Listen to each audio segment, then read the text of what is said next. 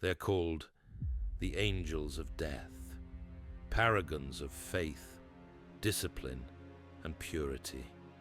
To the Imperium, they are demigods made flesh, the ultimate defenders of mankind.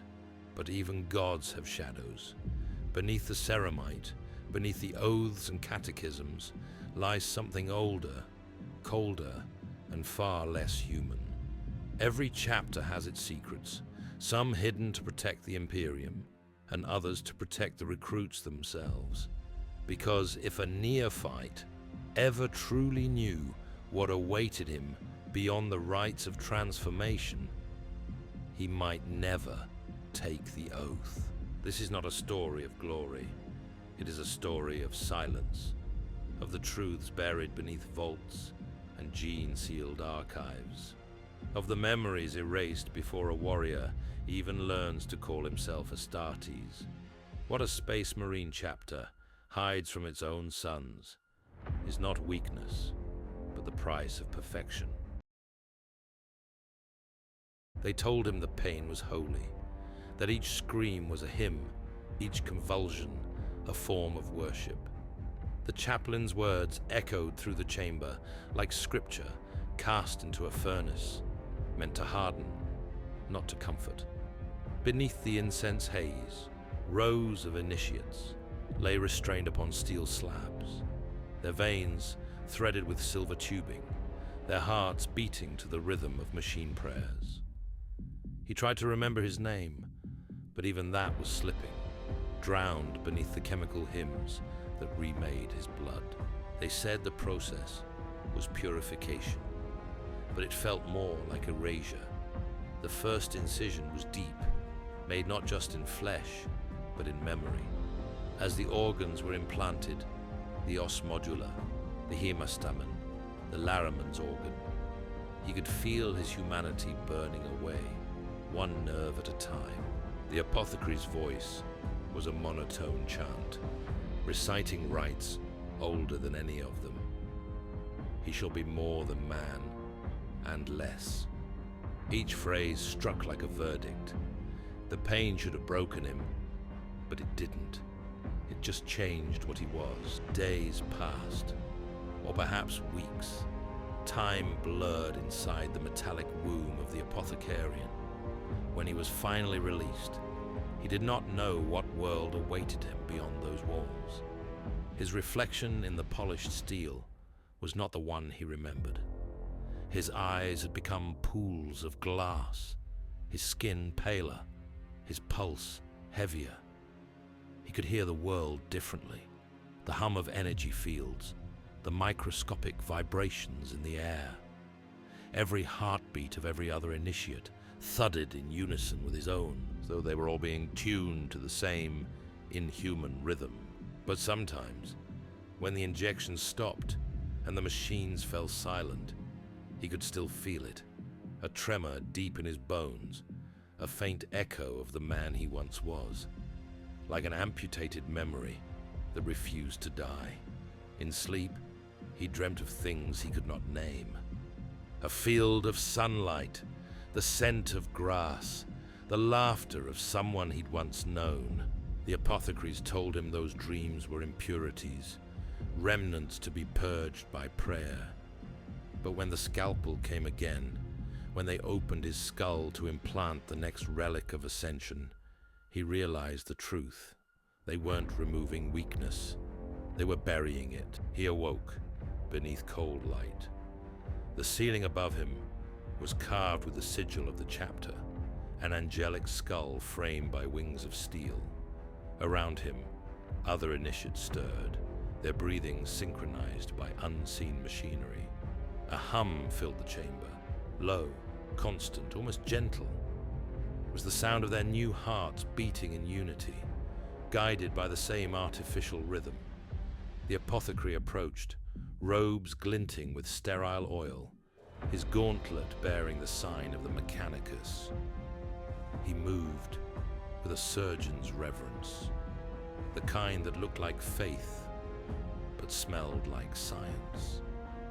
"You are not men," the apothecary murmured, though perhaps he was speaking to himself.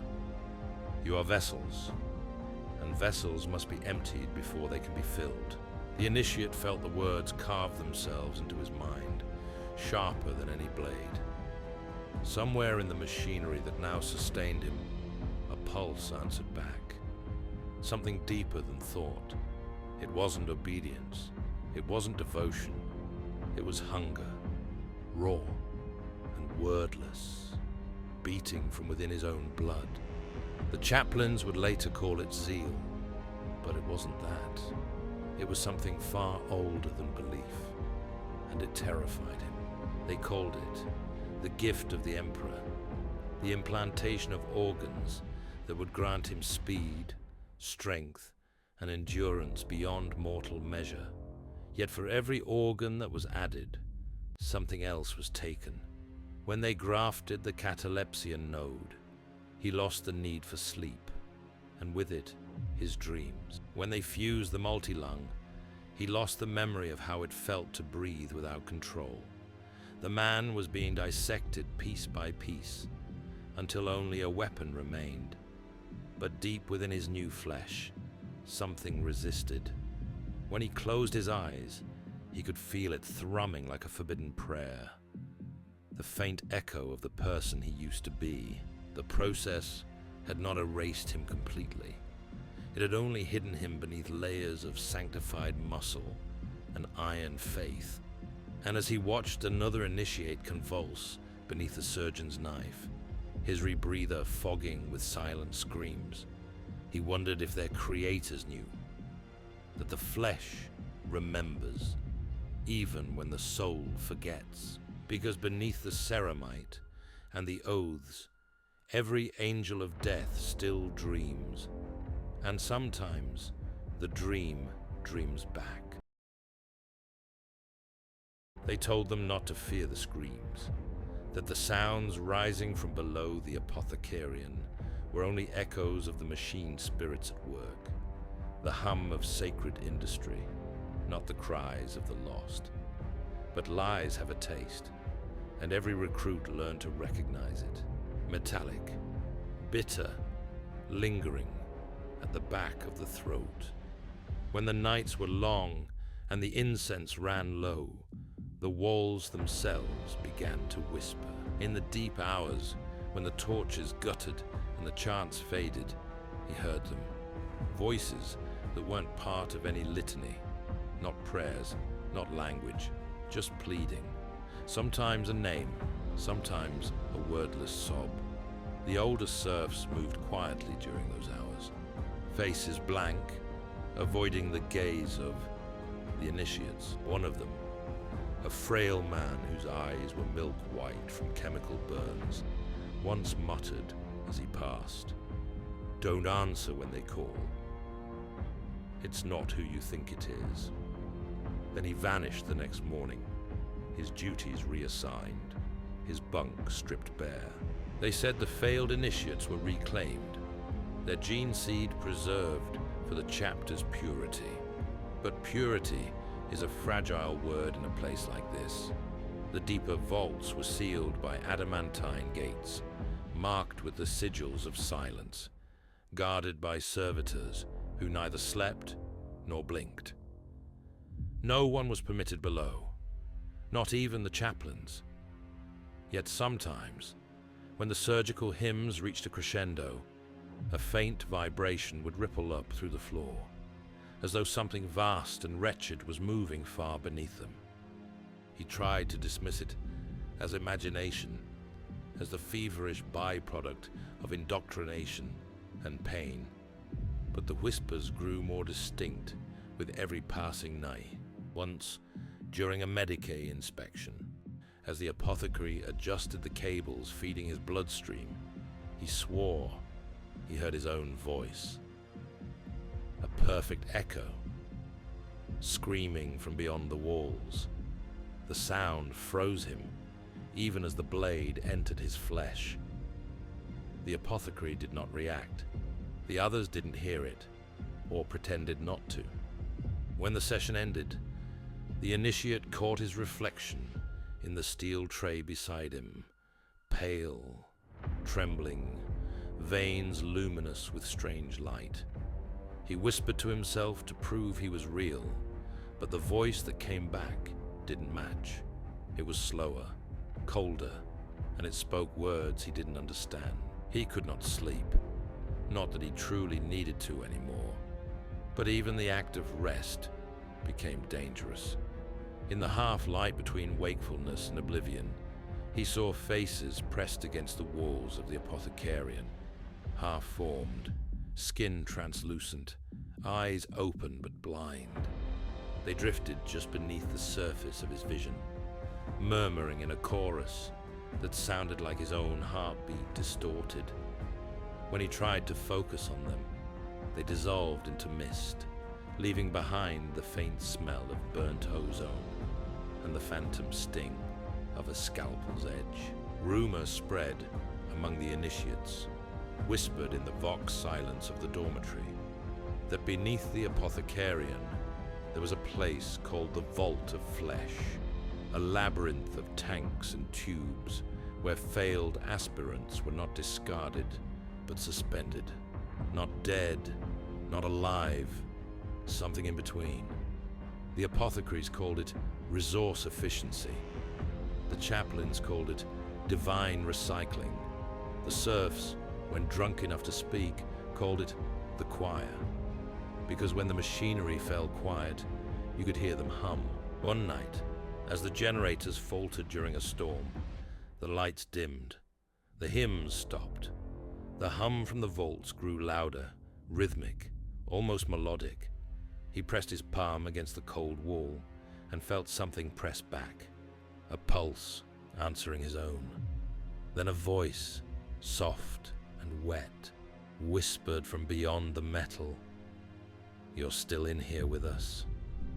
He staggered away, bile rising in his throat, but the words followed, not as sound, but as thought. "They cut us apart to make you whole. We are your missing pieces." When the power returned, the hum vanished, replaced by the sterile calm of the machinery. Yet something inside him had changed. His heartbeat no longer matched the rhythm of the others. It was slower, deliberate, like it was listening for something beneath it. The next day, during the prayer of induction, he noticed the apothecary watching him through the smoke, not with curiosity, but recognition. And when the blade touched his skin again, carving another incision for another sacred gift, he finally understood what those below the vault had meant. The chapter did not destroy its failures, it kept them, and every Marine was built upon the silence of the ones who still screamed.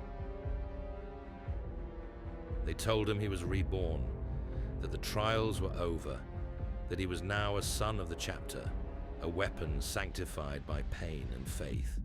The armor awaited him, a second skin forged from ceramite and prayer, anointed with the oils of Mars, each plate inscribed with litanies of purity.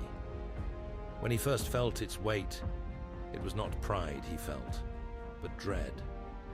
For within the armor, he could still hear them. The whispers had not been buried with the flesh. They had followed him through the induction halls, through the echoing hymns of brotherhood, through the clanging of bolter drills. He overheard one of the other neophytes during a confession to the reclusiarch, his voice shaking as he described the dreams, the voices, the touch from the vault below.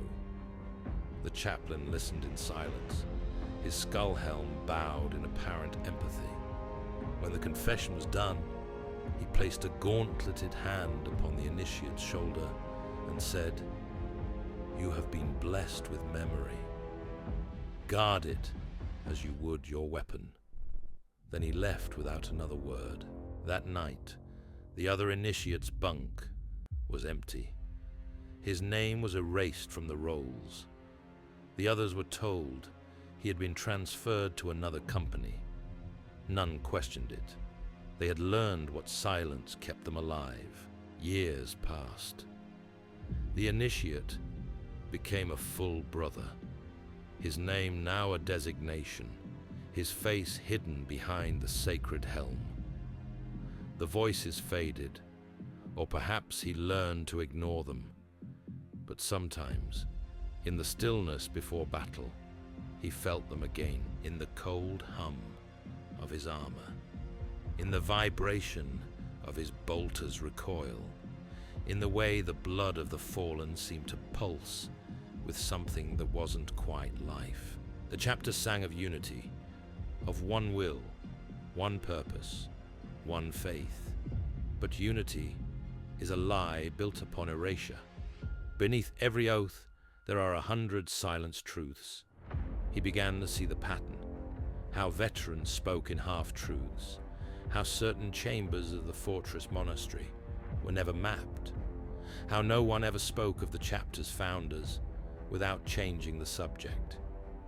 The secret was not madness, it was necessity, because the Astartes are not pure, they are not divine, they are continuity made flesh, a living chain of recycled lives, failures reworked into triumphs, screams reforged into silence.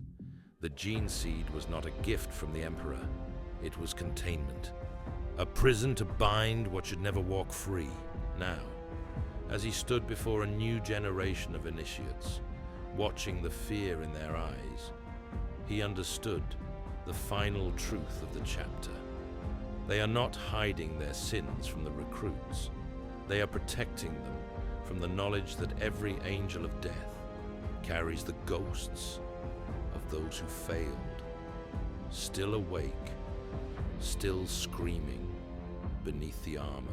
And when the silence of the vaults rises again, as it always does, they will remember, because the Legion does not forget. It only lies to itself long enough to survive. The truth of the Adeptus Astartes has never been purity. It has always been control. Every oath, every hymn, every act of devotion is a lock upon a door that must never open. Beneath their armor, beneath the carved sigils of faith and fury, each space marine carries an inheritance too terrible to name. A whisper stitched into the flesh of gods. They call it the gene seed, the Emperor's divine gift. But what if it is something else entirely? A warning, a cage, a chain that binds not just the body, but the soul.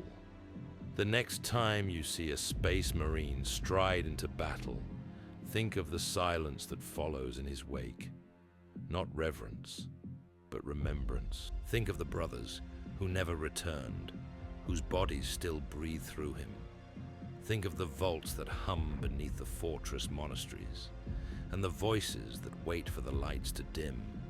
Because the Imperium doesn't build saints, it buries its mistakes and calls the survivors divine.